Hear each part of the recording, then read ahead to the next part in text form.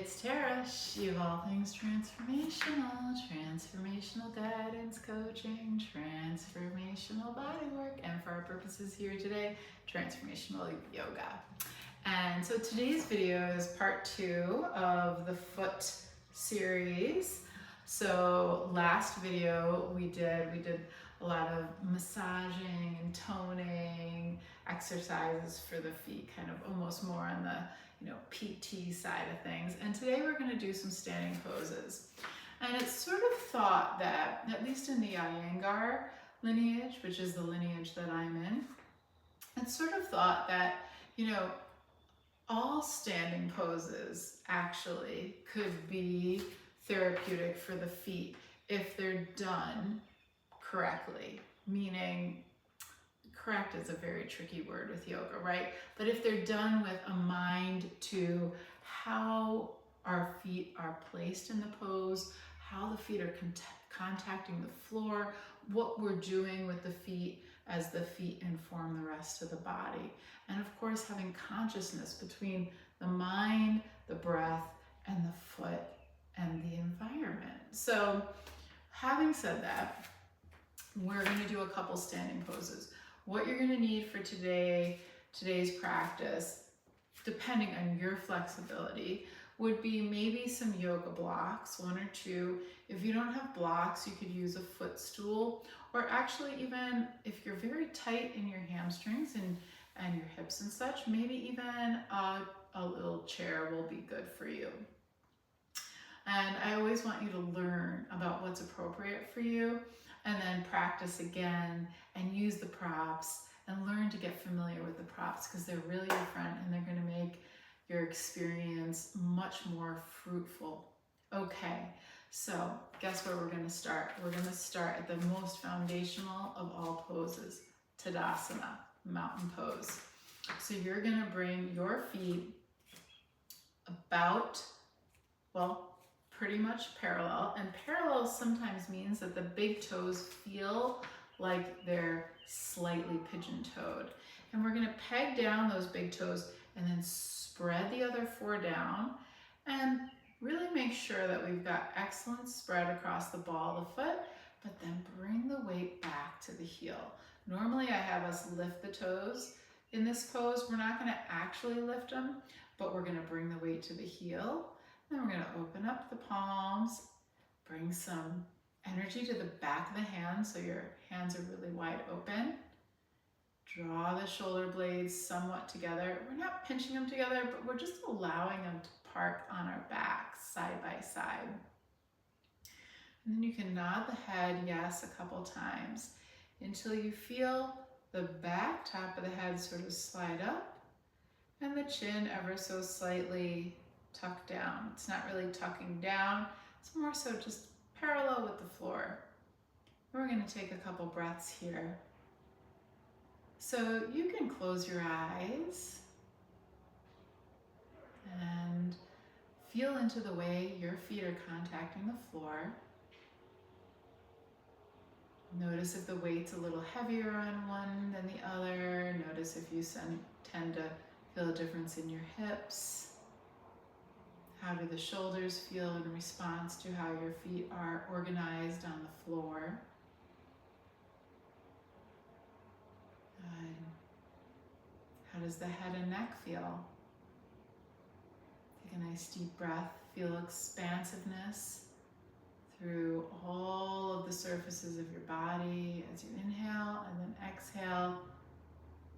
Root down through your feet, or at least just acknowledge that root from your feet through the floor. Good. Then you can open your eyes, and we're going to get right into a couple standing poses. So you're going to take your left foot forward, and you're going to have your block behind the left ankle and your right foot pretty far back. And I would like you to please have a nice generous step. Nice amount of space between your 2 feet, okay? And the front heel is going to be lined up with the back arch. These back toes have a slight turn in. Front toes are pointed forward. So if this was the front of my mat, if my mat was going lengthwise, these toes are pointed to the front end. That heel is kind of pointed to the back end, okay?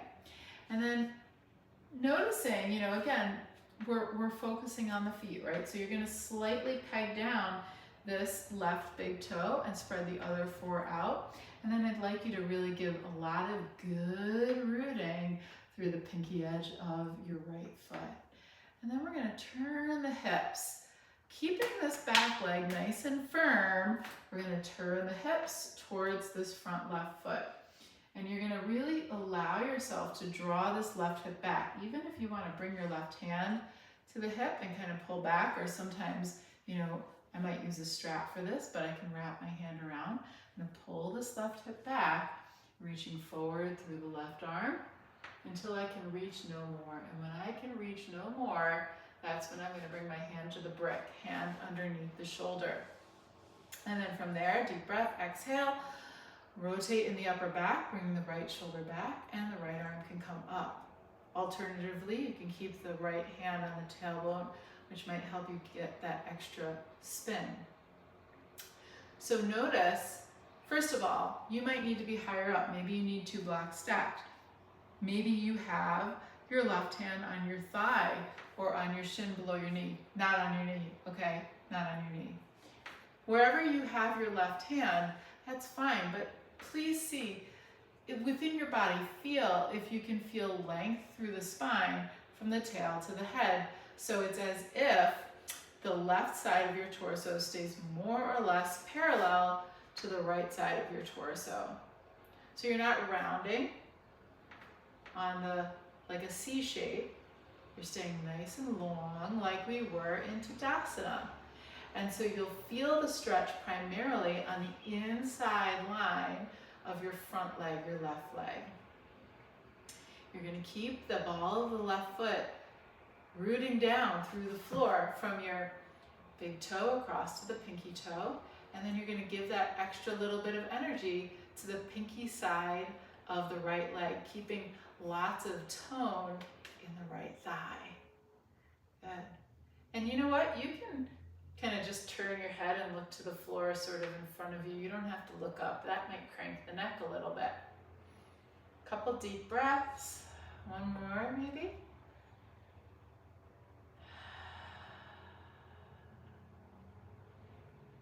And then you're going to release your hand from the brick. Exhale, use your feet pressing into the floor to come up to standing. And we're going to track our left knee over the left ankle. But in the meantime, you're not going to allow your body to sway towards that thigh. You're going to keep the body vertical. And try to keep this left knee over the ankle, meaning don't allow it to kind of fall inward, which it will. That will not be excellent for the foot. That'll drop the arch, and also not so great for knee stability for the ligaments and the tendons. And then from here, we're going to make sure that we're on this vertical axis, and we're going to turn the right shoulder back again and open the arms into Warrior Two, Virabhadrasana 2. Again, I'd like you to give a little extra focus to the outside edge of your back right leg and the pinky side of your back foot. Take a couple deep breaths. Traditionally in Warrior Two, we're looking over the front arm. This would be your left arm. So a couple breaths here.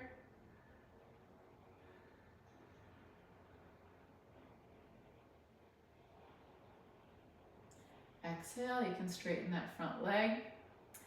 And then we're going to allow the body to turn to face the front of the mat.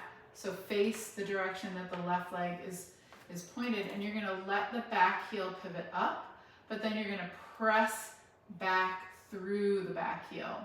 So if your back heel lifts, that's fine, because we're going to do our best to turn the hips to the front, and then you can raise the arms overhead. Hands may be as wide apart as you require them, so that you're able to have extension in the elbows. And now we're opening up from the knee, the right knee, all the way up to through the waist and through the chest and through the arms. But the Achilles, the right Achilles, is lengthening. Exhale, come up. You can face forward. And if you want, you can just pivot so the right foot's facing forward, or you can step and switch. Okay, so again, remember, for triangle trikonasana, we have a really big step. In fact, for all of these poses, we have a really big step, okay? And we have the right arch aligned with the back, right heel aligned with the back arch. Those back toes have a little bit of turn in. And then you're gonna draw this right hip back as you turn your body to face the direction of the right toes. So draw the right hip back, drop back, drop back. This is important. You're allowed to let the left hip kind of turn over. And then you're gonna reach forward with that right arm as far as you can reach. When you can reach no more, you're gonna bring your hand down to whatever your support is. Exhale, turn open through the upper middle back. You may raise your arm or keep the hand on the hip. And remember, you're gonna be up as high as you require in your body to keep the right side of your body long, so it's as if the two sides of your body stay parallel to one another. And then try not to allow the right foot to flip up on the inside line or to crush down on the pinky edge line. And you're gonna keep lots of energy through the back left leg, all the way through the pinky edge of the left foot. Couple deep breaths. Eyes fixed on one unmoving spot, face calm.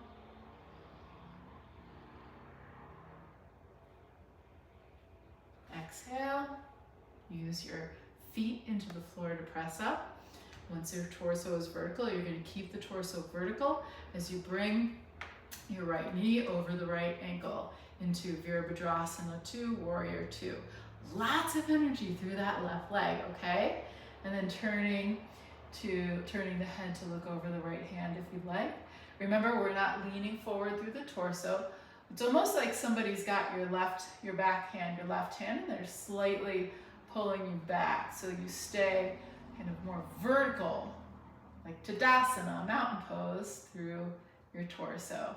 Remember, we're keeping that right knee over the right ankle. Might want to sway in. You're going to say, no, no, no.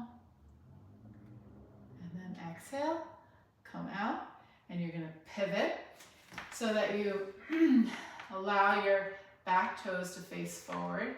Again, aligning your front right knee over the right ankle and then pressing your right heel back. We're going to try to keep this back leg nice and firm. Raise the arms up. Deep breath.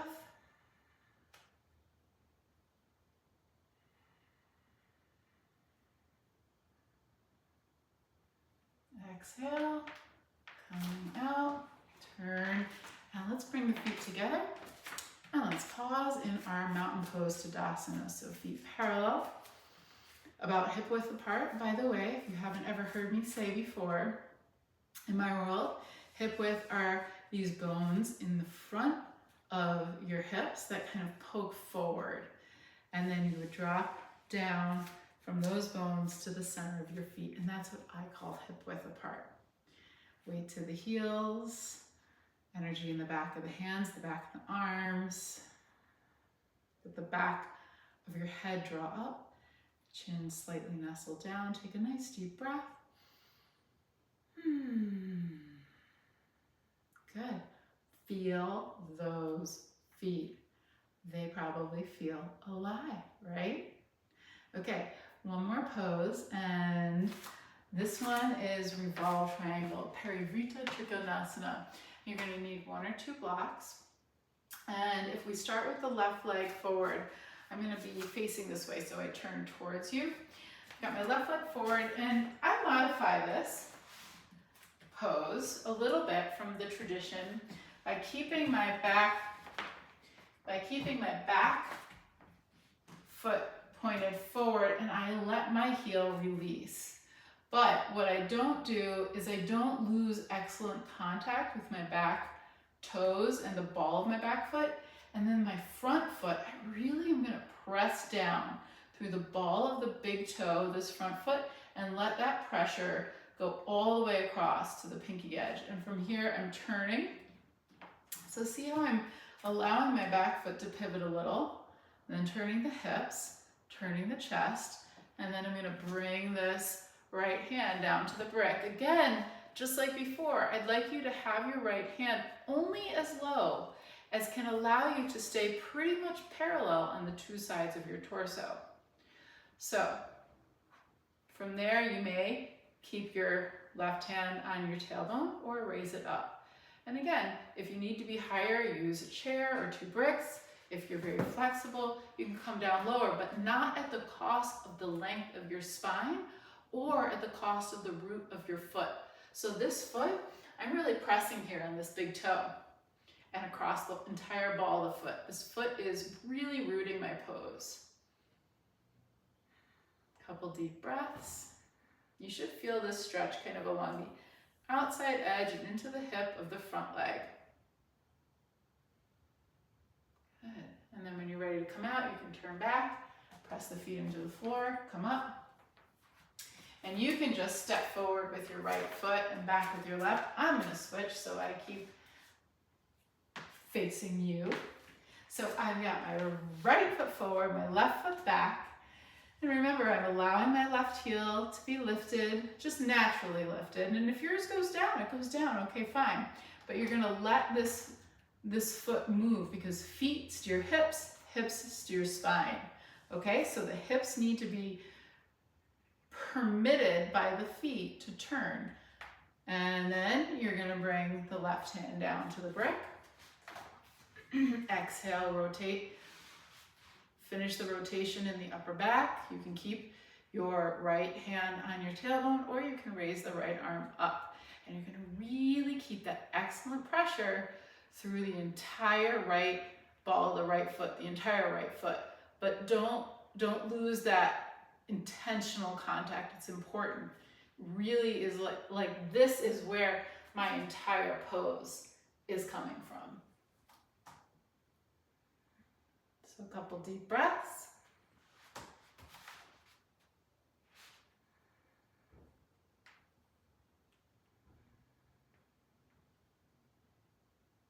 Exhale, release, step forward, and come into your Tadasana. So remember, weight to the heels, feet about hip width apart, parallel. Sometimes parallel feels a little pigeon-toed. From parallel, if you do feel pigeon-toed, you're going to use the muscles on your outer ankles and outer hips to make sure that you draw your knees slightly away from each other. And this is going to cause you to even more press down across the ball of the foot, especially the big toe. On the other hand, if you're someone who tends to supinate or fall to the outside of your feet, you might have to, kind of bring the legs in a little bit. Everybody's got a different pattern in their body, and sometimes it's different from side to side, right? So we kind of have to be detectives and have curiosity about our bodies. So a nice deep breath. Feel those feet, the legs, your hips. Notice the imbalances. Maybe they've changed a little bit. Maybe you feel a little more balanced, or maybe you feel a little more unbalanced. That's okay, because sometimes when we disrupt patterns in our body by doing poses, we actually feel a little asymmetrical because we're disrupting something. But that doesn't mean that you're doing harm. You might just be actually realigning your body. So this is where we're going to end for today. And I'm going to say thank you so much. And I'm going to ask you to do all the things that we do when we watch a video. Could you kindly please just tickle that little thumbs up button, give me a like. Could you please share this with someone who you think would benefit from this? I bet you know someone who would. Would you comment? And how about you subscribe and put on your notifications? There's a video that comes up every week, midweek, yoga video, and then videos about, thought forms and the law of attraction and how we manifest life and such. So kindly do all these things for me, and I will keep showing up with great videos for you. Thank you so much. Namaste.